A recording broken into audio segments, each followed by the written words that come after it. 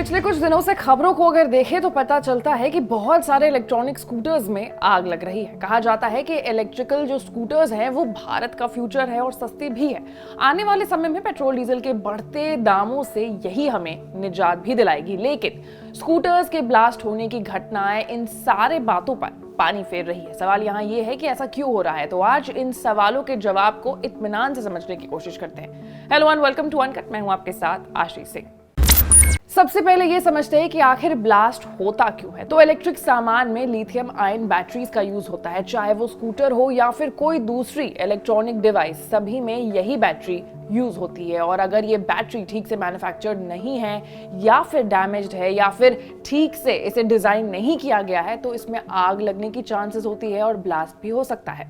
अब इसको और अच्छे से समझने के लिए पहले जानते हैं कि बैटरी क्या होती है और बनती कैसे। स्कूल में फिजिक्स क्लास में हम सब ने पढ़ा था कि batteries are made up of cells and these cells are filled with energies which can neither be created nor can be destroyed, it can only convert its form. यानी कि जो एनर्जी बैटरी में है वो एनर्जी इलेक्ट्रिसिटी है which race between two opposite charged electrodes separated by a separator. इसे ऐसे समझते हैं कि एक बैटरी है और किसी भी आम बैटरी के दो साइड्स में एक तरफ पॉजिटिव चार्ज होता है और दूसरी तरफ नेगेटिव चार्ज होता है और इन दोनों के बीच में एक गैप होता है।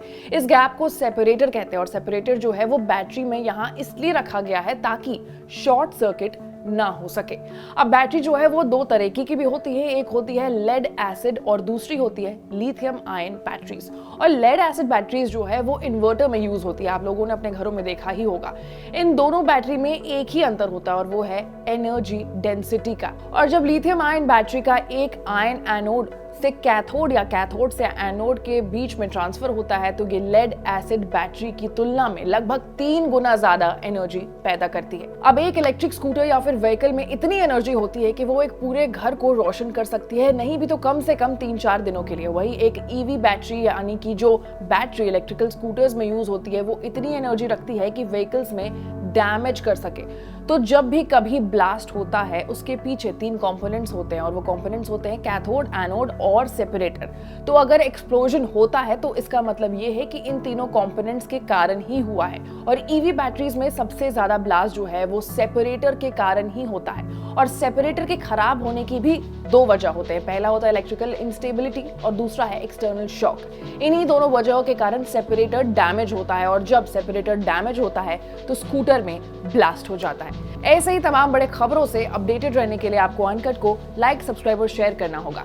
मैं थी आपके साथ आशी और आप देख रहे थे अनकट।